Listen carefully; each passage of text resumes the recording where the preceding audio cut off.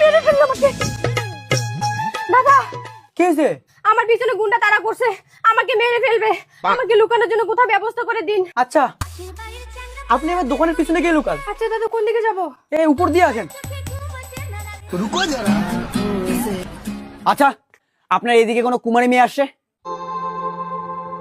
না দাদা, কোনো মেয়ে আসে না এখানে। দিদি, গুন্ডা চলে গেছে। সত্যি তো?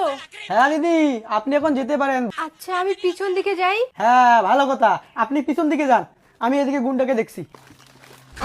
तू समझा? नहीं, तू समझा नहीं।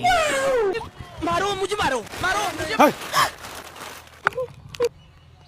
দেখো কতগুলো জিনিস নিয়ে যাচ্ছি।